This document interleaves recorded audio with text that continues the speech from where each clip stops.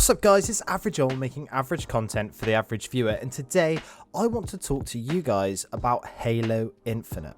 Halo Infinite, a game that we have been waiting for ages and that has received its fair share of criticism over the past couple of years. Now, I know a lot of you guys that follow me and subscribe to this channel are avid Call of Duty fans, but as we all know at the moment, Call of Duty is in a less than perfect state. Now, for me personally, as I've expressed on multiple occasions throughout my last few videos, I will no longer be covering Call of Duty on this channel. Not in any capacity, because for me personally, I feel like I've been extremely let down the past 2 years, and Vanguard just really isn't going to tickle the spot for me. So going forward, obviously, like I've said, Battlefield 2042 will be my main game that I'll be covering. That being said, I was pleasantly surprised by how much fun I was able to have on Halo Infinite this weekend. Now, before we go any further, I do want to say a massive thank you to a subscriber and fellow YouTuber, Call Me Invader, who sent me a code that let me access the Halo flight this weekend on PC. If it wasn't for Call Me Invader, I wouldn't have been able to play the game on PC, and I wouldn't have been able to get this footage to make this video for you guys. So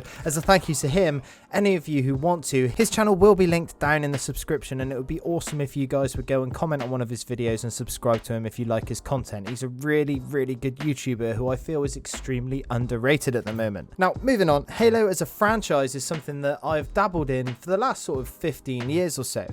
Maybe a bit longer, but it's not something that I've really ever properly sunk my teeth into. Growing up, I was always into Call of Duty until Battlefield Bad Company 2 came out, and then I sort of switched over, and ever since then I've always been sort of flipping between the two franchises, that being Call of Duty and Battlefield. But as a Call of Duty and Battlefield player, I wanted to know, how does a Halo title in 2021 stack up to these two, and if you are bored of Call of Duty like myself, would you be interested in playing Halo Infinite when it releases come December? Now look, obviously I have a certain amount of emotional attachment to Halo, in a sense that it reminds me of the great times I had with my friends when I was at school playing Halo on split screen, all four of us together. Now granted, my experiences have probably changed a bit then, since now it's online and I'm actually playing it on my own on my PC. I can't look at Henry's screen and see where he is, and you know, although that was fun, it did lead to a few arguments, so I can't really count that as a full experience of what Halo is. But what I can say is that the time that I have had with Halo Infinite over the past weekend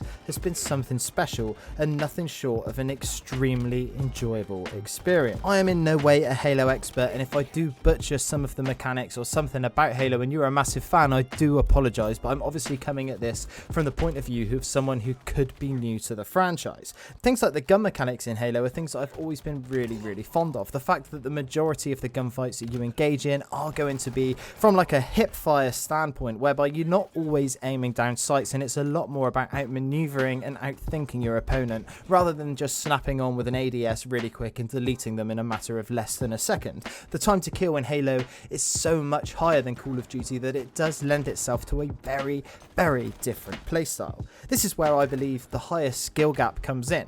The thing is, on my first few games of playing this, I was getting absolutely stomped by people who had never stopped playing Halo. And as someone who had never really gotten that into Halo, I found that the learning curve was so much higher than what I'm used to when I pick up a new Call of Duty. I know I say my stuff about Call of Duty and that I'm not fond of the direction it's taking, but that doesn't take away from the fact that I am an avid Call of Duty fan at heart.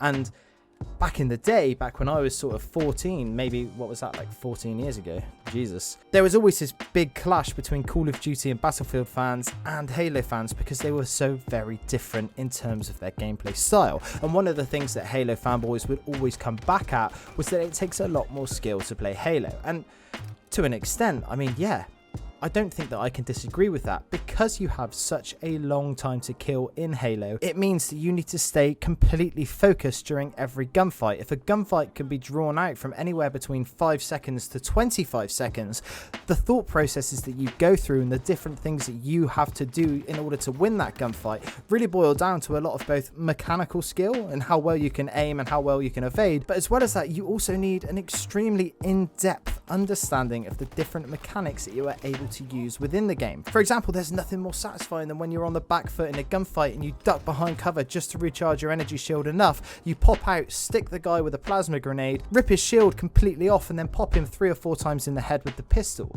After like 25 seconds of being bested by someone, if you can come around and reverse it like that, it is so goddamn satisfying. One of the things that I see a lot of people complain about when it comes to Call of Duty, and especially Warzone at the moment, is that it feels like if you don't see someone first, there is almost no way that you can combat it, and you will be deleted in a matter of seconds without you even having a chance to fight. So with things like that, or other combos you can do, like charging up your plasma pistol to full pelt, shooting a guy, ripping his shield off, and then smacking him in the face to kill him instantly. It's all different things like this. It's really add to the skill gap of this game and make learning the game and getting better at it such an enjoyable thing. Within the flight test, we've also had a chance to play the large scale fighting, which is like 14v14. Now in the past with Call of Duty, you've obviously had these bigger modes. You think of Ground War in Modern Warfare 19, or going back even further, Ground War, which was literally just more players on the same size maps. But the thing is, the way that Halo has done this, it means that the large scale warfare actually feels like it's meant to be there, like it's meant to be a core part of the gaming experience.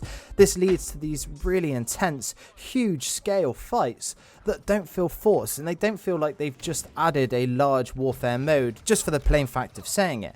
If we think about things that annoy me with Call of Duty, it's that any sort of, in quotation marks, innovation that the franchise has had over the last, say, 10 years has always been like, let's add the most token and the most downplayed version of something just so we can say on the box and the cover art that we have it. When you think about the advanced movement and the wall running, I mean, yeah, you could run on the walls in Black Ops 3 and Infinite Warfare, but it was nowhere near to the same extent as something like Titanfall. And the same can be said for Ground War in Modern Warfare 2019.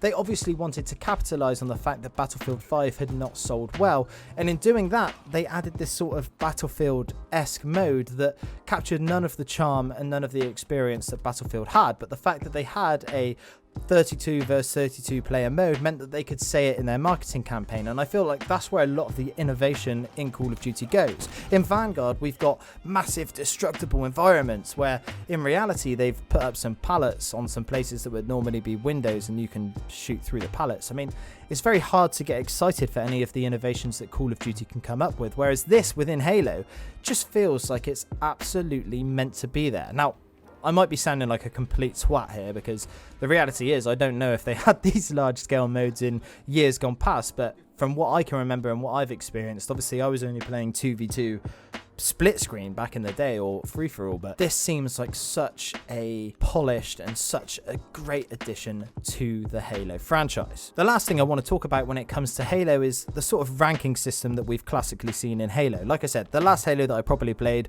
was probably Halo 3, which I did play a little bit online, and I can remember the ranking system and the MMR system that game had. Now, I'm not going to go into why we hate Call of Duty for skill-based matchmaking, because we have played that tune to death. But the thing is with Halo is classically you have always been able to work towards a visible rank, and not only that, but when you reach that new rank and that new tier, you unlock armor and cosmetics that show that you have put that much work in. Now, I don't know if this is how it's going to work in Halo Infinite, but I'm sure that they will still have that sort of ranking system. And the thing is, whereas in Call of Duty the enjoyment comes from racking up 15, 20, 30 kills in a row without dying, the enjoyment within Halo comes much more from the PTFO, team-based action, and winning those 1v1 gunfights. Therefore, if you're on a team that is absolutely steamrolling the other team every game, the game is no longer enjoyable, because the game is not focused around getting those super high kill streaks to the same extent as Call of Duty.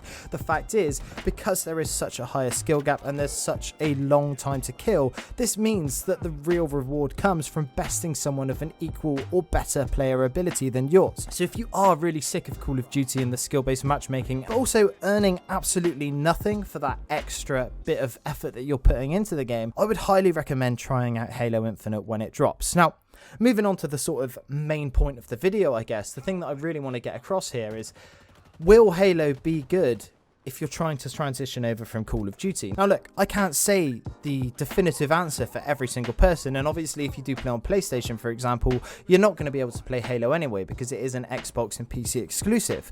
That being said, I really think that if you are into first-person shooters and you're looking into more of a foray into the arena shooter space, then this is such a good game to play. Whether you've played Halo in the past or not, yes, there will be a little bit of a learning curve when you first pick up the game, but it is so much more rewarding to learn the different mechanics. It's like in Battlefield. Yes, you can be really good at being an infantry soldier, but if you want to be a sniper, you have to learn a whole new set of skills. And also, if you want to be a pilot or a tank driver, you have to continue to work on your skills and get more and more of these skills under your belt. Whereas Call of Duty, it's like you could be really good at running an SMG and running and gunning, and then if you want to switch to an LMG, well, it's okay because you can use the gunsmith so that you make that LMG into more of an SMG and use it for running and gunning. And the same goes for, well, literally everything in the game. There's that one playstyle, and yes, you can be very good at Call of Duty, and I'm not downplaying anyone who is, because like I said, I'm a massive fan of the COD franchise. But the thing is, if you want to expand on your FPS horizons, then I really would suggest playing Halo Infinite, especially because this game is going to be a free-to-play title. But anyway, that's about all I have time for this video. I really hope that you guys enjoyed it, and I want you to stay tuned to the channel, because coming up in the next few weeks, in the next few months, I'm going to get back on the YouTube grind, and I'm going to be pumping out at least 3 videos a week for you guys. So anyway, if you've watched this channel for a while, you'll know that I love to see who sticks around until the end. So if you're still here, I'd like you to let me know by answering this question down in the comments. Will you be trying Halo Infinite? And if you're not, why? Anyway, that's it from me today. I'm Average Joel. Peace.